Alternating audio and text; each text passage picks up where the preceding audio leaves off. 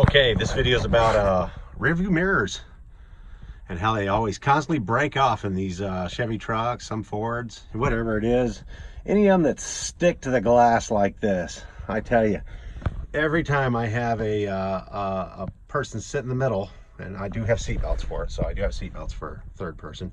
But the thing is, it keeps getting broke off. Every time someone gets out, they bang, they hit it, it breaks it off, breaks it off, breaks it off. So I keep getting more and more different types of kits to repair it. You know, $4 a piece, $4 a piece, $4 a piece. And I have fixed this mirror so many doggone times that I can't even count it. So what I have done is I finally switched to something different. I went with the E6000 clear, flexible, paintable. It works on glass, works on metal. Okay, so basically you're going to use a Torx. Let's see if I got it written on here. Should be still written on here. It's an old one. Torx T20.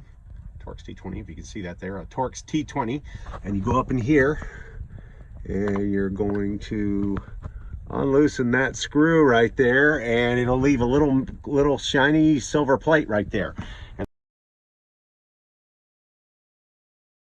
and that's what comes out after you break this off. But then what you're going to do is you're going to put some of this E6000 on the back of it, and put it up there, and then hold it with painter's tape, the blue painter's tape.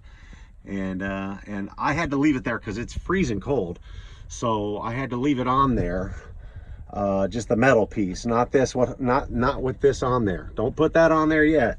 I left this on here for 4 days, way beyond the time period. Okay, and then once I took the tape off, I made sure that it was firm on there.